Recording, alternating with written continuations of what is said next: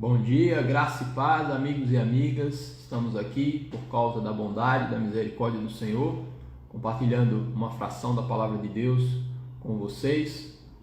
Hoje eu queria falar sobre o nosso plano para 2022, partindo de uma passagem muito conhecida que é Lucas, que está em Lucas capítulo 19, Zaqueu publicano.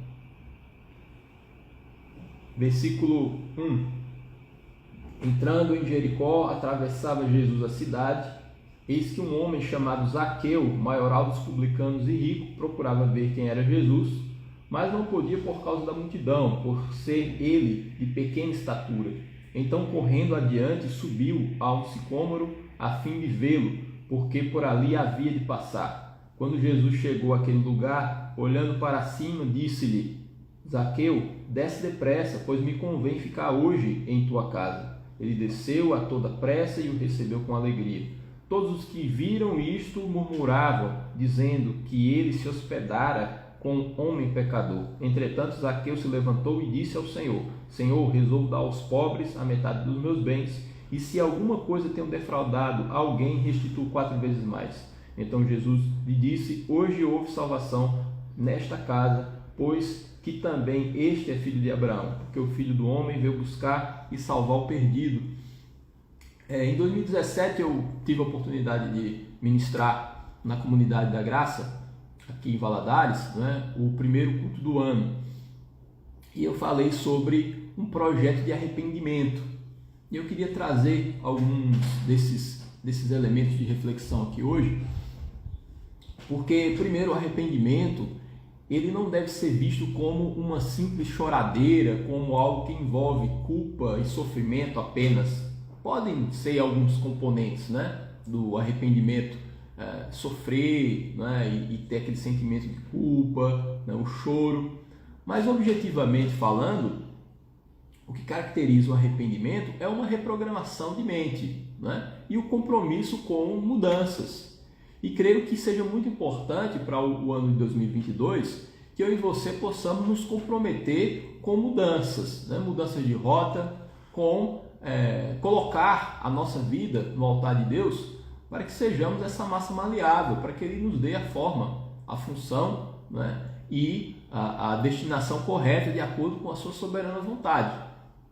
Para isso precisamos experimentar essa chamada metanoia, porque as mudanças realmente substanciais da vida humana acontecem quando o nosso jeito de pensar é modificado, quando somos reestruturados de dentro para fora.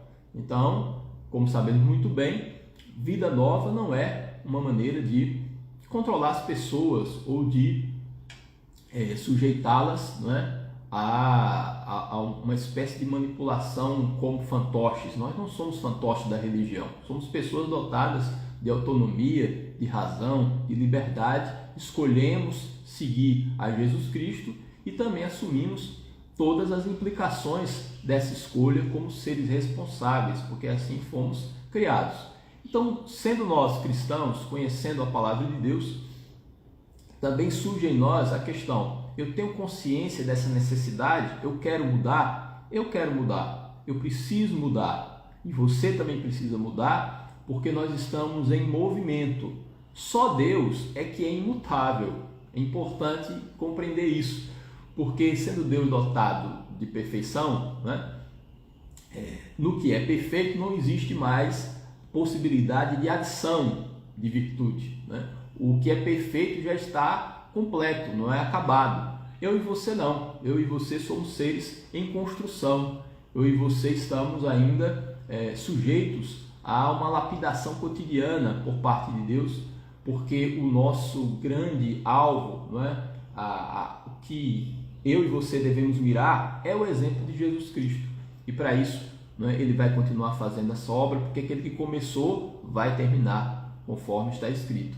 Então eu quero viver esse projeto de arrependimento, entendendo, não no sentido negativo, de uma choradeira sem fim, mas de algo que vai me colocar em outro patamar diante de Deus, para que eu desfrute melhor da sua presença e para que as verdades do Evangelho cada vez mais saiam do campo teórico e se tornem uma direção concreta para a minha vida, né? Uma adesão ao Evangelho como um projeto de vida mesmo, né? E não como algo que nós confessamos ou vivenciamos de uma maneira numa reunião pública apenas. Então, qual o nosso projeto de arrependimento para 2022? Ou seja, né, leia-se, quais são as mudanças de mente, né, de mentalidade, de postura que nós desejamos para 2022. Esse é um bom plano.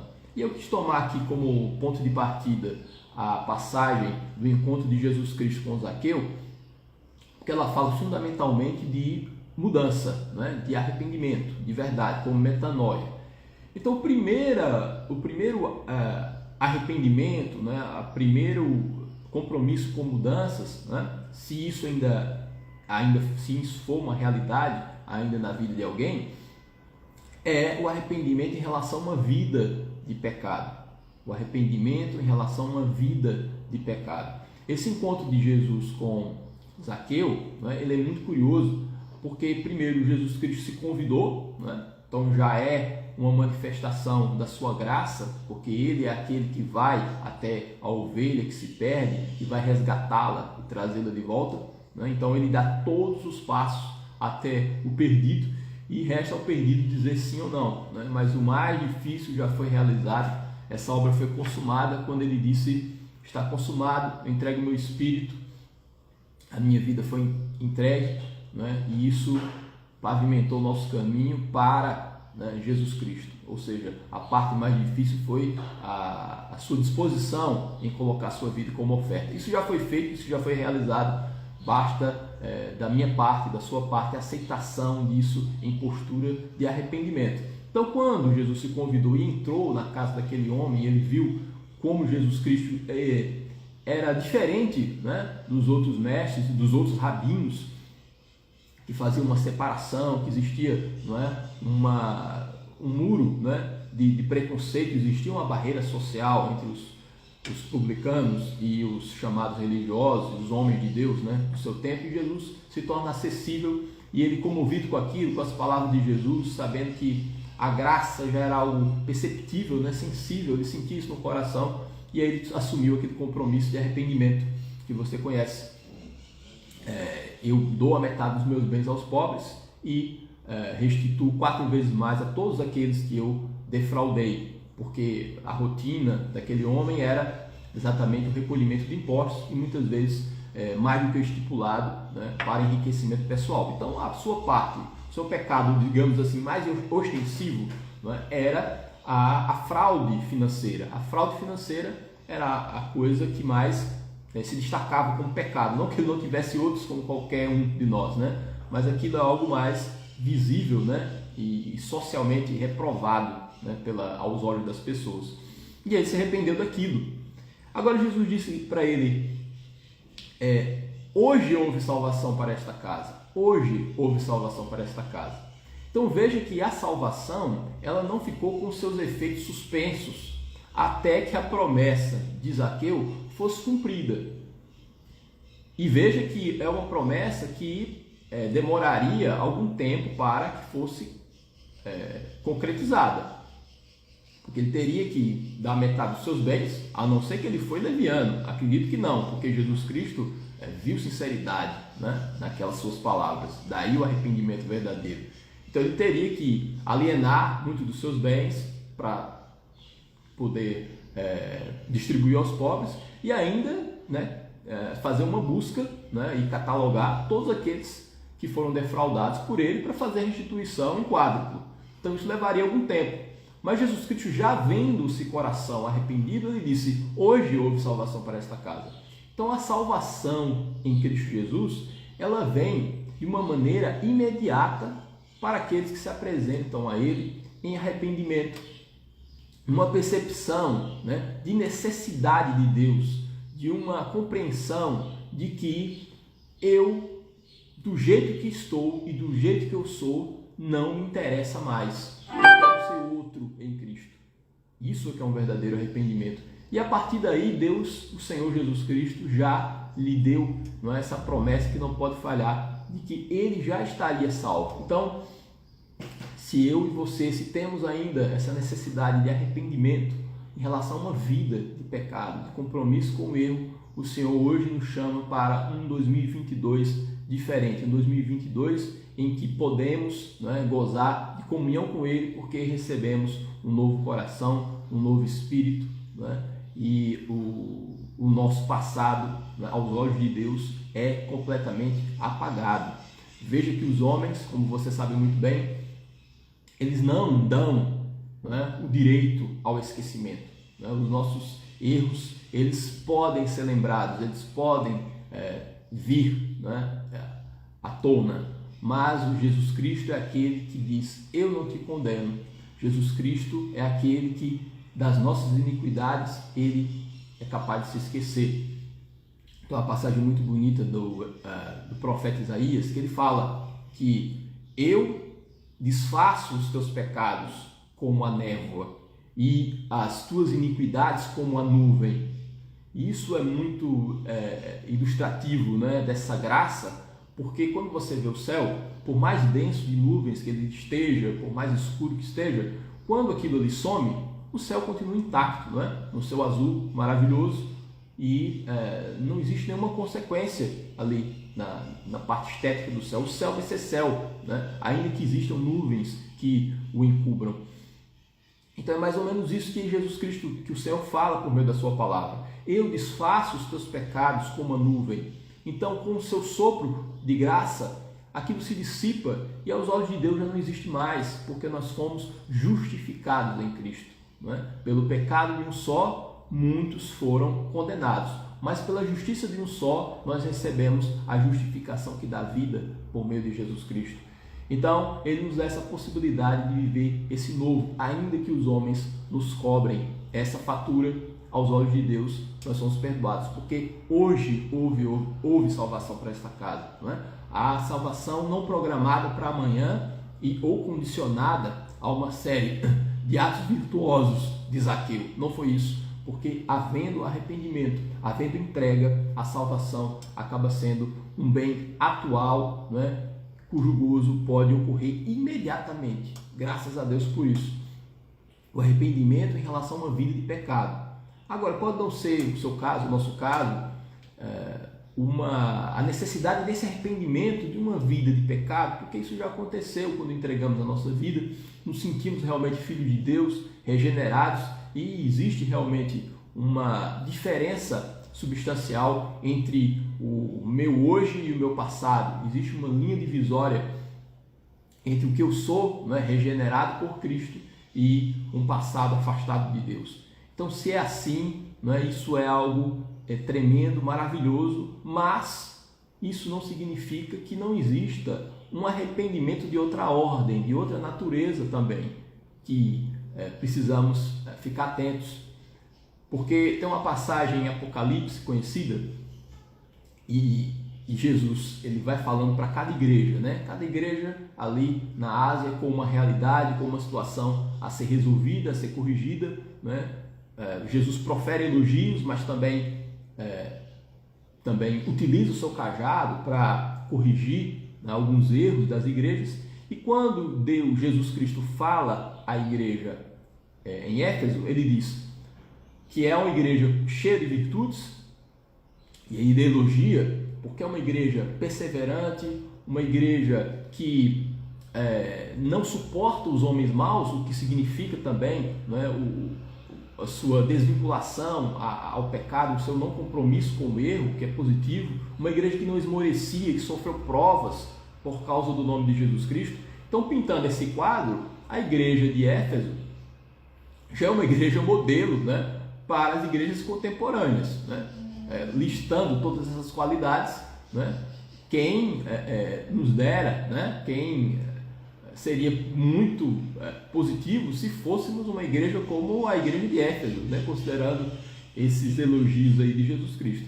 Mas ele fala: uma coisa tenho contra ti, abandonaste o teu primeiro amor. Uma coisa tenho contra ti, abandonaste o teu primeiro amor. Irmãos, abandonar o primeiro amor precisa ser um motivo suficiente para o nosso arrependimento. Para o nosso arrependimento. porque nós não devemos viver sob a nostalgia, né, de um passado de brilho espiritual e que já não se encontra como realidade hoje.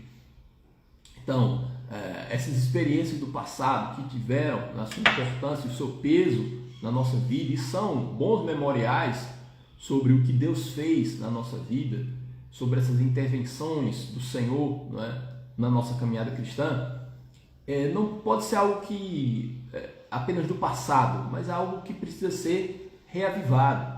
Então eu e você precisamos de mais vitalidade espiritual, precisamos de mais, não é, injeção de ânimo proveniente do Espírito Santo, para que haja nas nossas atitudes, para que o nosso viver, não é, tenha sabor, para que exista brilho nos nossos olhos ao servir ao Senhor, ao andar com Ele, a ter comunhão com Deus. Nós não podemos entrar numa espécie de piloto automático da fé, em que fazemos as coisas porque fazemos, somos até fiéis, temos compromisso com a verdade, assim como foi com a igreja de Éfeso, mas aquele deslumbramento inicial com a glória de Deus, não é? Esse seguir a Cristo como uma experiência apaixonante precisa estar vivo e precisa ser algo contínuo na minha vida, na nossa vida. Precisamos nos arrepender disso, caso tenhamos esmorecido, não é? E isso significa que, ainda que tenhamos uma fidelidade a Deus, ainda que digamos ao pecado não hoje, né? Ainda que sejamos perseverantes, se não tivermos esse amor inicial como algo dinâmico, vivo, né, e presente, e que não é afetado, não é, pelo tempo, isso em si já deve ser um motivo de arrependimento, segundo Jesus Cristo. Então o Senhor, ele parece ser bem exigente aí, né? Porque além da nossa perseverança, além de uma vida comprometida com os acertos do Evangelho, precisamos ainda ter esse sentimento e essa vida interior, né, pulsante, né, cheia da presença de Deus, de alegria verdadeira, né, desse primeiro amor, né, desse primeiro contato, né, e com a graça de Deus, algo que precisa estar presente no nosso coração. Precisamos nos arrepender disso também, que seja o projeto para 2022. Veja onde você caiu, disse Jesus Cristo aos irmãos da igreja em Éfeso. Veja onde você caiu e agora vá procurar, não é, aquelas primeiras obras, vá perseguir aquele estilo de vida inicial, quando você se deslumbrou com a minha graça, quando você encheu seus olhos com o meu poder, né? Quando o meu amor te encantou e te pescou. Né? Eu quero isso de novo em você, eu quero essa dinâmica do Espírito Santo na sua vida, né? No seu jeito de pensar e de ser agora ainda. Aquilo ali não poderia ter ficado no passado, aquilo deveria ser nutrido por você. Então, se eu e você vivemos, né, de glória em glória, né, se o nosso amor cresceu ainda mais desde a época da nossa conversão, né, glória a Deus por isso, vamos agradecer. Mas se porventura houve um esmorecimento, ainda que sejamos fiéis à palavra de Deus, ainda que não tenhamos nos desviado, né, do caminho do Evangelho, isso em si já é um motivo de preocupação. Que o Espírito Santo nos ajude e nos conduza, se for necessário, ao primeiro amor, como um plano de arrependimento para 2022. Né? Que assim seja, em nome de Jesus Cristo. E também o Senhor, Ele tem como projeto para mim e para você uma vida de crescimento. Durante todo esse ano de 2021, o pastor Horácio, ele tem trazido mensagens nessa direção, né, do crescimento espiritual, da maturidade. Nós também que o auxiliamos, né, na ministração da palavra, também temos reforçado, seguindo essa visão do líder. Então, o Senhor também nos coloca o projeto de sairmos do comodismo e da estagnação. Isso é muito importante. Porque, veja, nós podemos achar que estamos administrando bem as coisas, não é? Nós, de novo usando a expressão, entramos nesse piloto automático da fé. Estou caminhando com a minha vida, estou tocando, e aí fica faltando uma sede por coisas novas, né? Por experiências renovadoras. É como se nos acostumássemos com o que já temos e no nosso coração, não é, houvesse esse vazio, não é, por esse desejo de absorção, né, de mais comunhão com Deus, né, de entender que essa vida nova em Cristo, ela é nova não porque esse novo veio no passado, mas é um novo que se renova, né? É um novo dentro do novo. Isso precisa ser algo contínuo na sua vida e na minha vida. E o comodismo também leva à queda, né? Essa estagnação espiritual da qual estou falando agora, ela pode ser um caminho perigoso, né? Tem uma frase que eu aprendi com o nosso pastor de jovens, que já não está aqui, o pastor Esdras, né? Que está em outro estado, e ele sempre dizia para os jovens: olha, quem para de crescer acaba caindo, né? Quem não progride, regride. Quem não progride, regride. E esse que é a grande preocupação de quem fala sobre crescimento, né? Que as pessoas parem de crescer e, ao pararem de crescer, elas vão fatalmente regredir. E a Bíblia tem exemplos nesse sentido. Um dos exemplos, eu não vou trazer muitos aqui, tentar adaptar, né, a live, né, essa mensagem, mas o exemplo de Davi. Davi, você deve se recordar, é aquele homem, aquele guerreiro que na sua juventude encarava todas, né? Ele enfrentava gigante com estilingue, e ele seguia: Deus está comigo e que vem o resto. Que fugiu de Saul durante anos e anos. Por inveja era perseguido por Saul, né? E sempre fiel, honrando a Saul, e mesmo perseguido, confiando, um homem valente, né? Com características, né? Pelo menos do ponto de vista veterotestamentário, né? Ele era um homem de grandes qualidades, mesmo que você possa comparar hoje, né, no período da graça, né, com a nova dispensação do Espírito Santo, com a nova aliança, nós podemos encontrar erros graves em Davi. Mas para um homem do Velho Testamento, né, um homem segundo o coração de Deus, dentro da sua realidade. Então, um homem cheio de qualidades, mas quando ele obteve, né, a consolidação do seu reino, ele chegou num momento de comodismo, de estagnação. Você deve se recordar do pecado mais conhecido de Davi, quando ele estava na casa real, no palácio. Ele não foi com o exército durante um período, uma campanha militar, de guerra. Ele ficou em casa. Isso já demonstra, né, um certo descolamento com a realidade do reino e as urgências, né, da realidade política de Israel, né? Ele já se acomodou, mandou o exército: eu já lutei demais, né? Eu acho que eu tenho direito a férias. Eu como guerreiro que sou, agora acho que eu mereço uma pausa. E aí foi o exército, ele ficou em casa e aí viu uma mulher que lhe agradou muito, e ele cometeu adultério com essa mulher, uma mulher casada. E aí, seguido do adultério, também veio, como você sabe, o homicídio. Ele colocou o marido dessa mulher com quem ele adulterou na linha de frente da batalha para que ele morresse, né? E aí veio uma cisão do reino de Israel, né, por conta desse pecado. Ainda foi consequência desse pecado. Reino do norte e reino do sul, né? Reino de Judá e reino de Israel. Então ele trouxe uma grande maldição para a sua casa, para a sua vida e também para todo o reino de Israel. Mas tudo isso começou com o comodismo, quando ele entendeu que já estava bom, que ele merecia um descanso, né? Uma merecida pausa por tantos serviços prestados a Israel, né? E esse é o grande erro.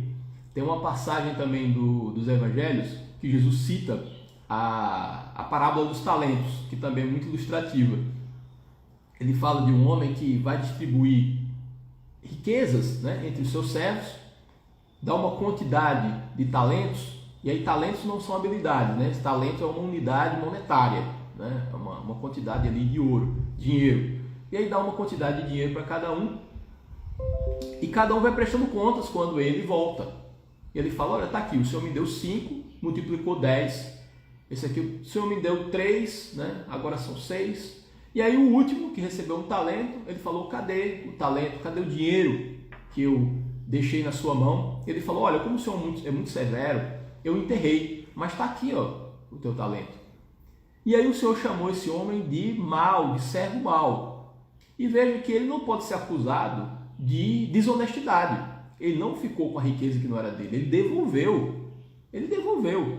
Só que o Senhor considerou a sua conduta reprovável porque faltou diligência, não é? Ele se entregou ao comodismo, houve uma estagnação por parte do servo. Ele simplesmente devolveu o que foi recebido. E isso, gente, não está alinhado com o propósito de Deus. O que o Senhor quer é que tudo que Ele nos deu seja multiplicado. Seja multiplicado. E eu estou falando aí, sobretudo, em termos espirituais. Se por acaso você recebe algum recurso, né, financeiro e você não consegue multiplicar por falta de habilidade, etc., isso é só um prejuízo no campo financeiro. Então, tem pessoas que utilizam essa parábola para dizer que nós seremos, né, por conta dela, excelentes capitalistas. Aí esse é o projeto de Deus para multiplicar os talentos. Não é isso. É tudo que eu recebo da parte de Deus, né, que seria, né, teria o potencial, né, de catapultar a minha vida espiritual, ajudar as pessoas, né, proclamar o Evangelho e me oferecer como ferramenta na mão de Deus para que eu seja um instrumento profícuo, né, de proclamação das verdades do Senhor. Se eu desperdiçar isso, na verdade eu estou sendo um servo mau. Eu estou sendo um servo mau. Eu não vou ser elogiado pelo Senhor. Porque é o comodismo. Eu sou honesto, Senhor. Estou entregando o que o Senhor me deu. Mas o Senhor quer isso com juros. O Senhor quer diligência da nossa parte. Se tivermos um ano de 2021 em que nos entregamos ao comodismo, 2022 precisa ser um ano em que seremos diligentes, servos fiéis, que multiplicam os talentos que o Senhor nos dá. Que isso também seja um motivo de arrependimento e que esteja inserido nesse plano para 2022, em nome de Jesus e para a glória dele. Então, feliz ano novo para vocês. Essa é a última ministração do ano e foi um prazer, né, nesses momentos que eu pude, né, auxiliar o pastor Horácio aqui com as lives, estar com vocês e levar a mensagem do Evangelho.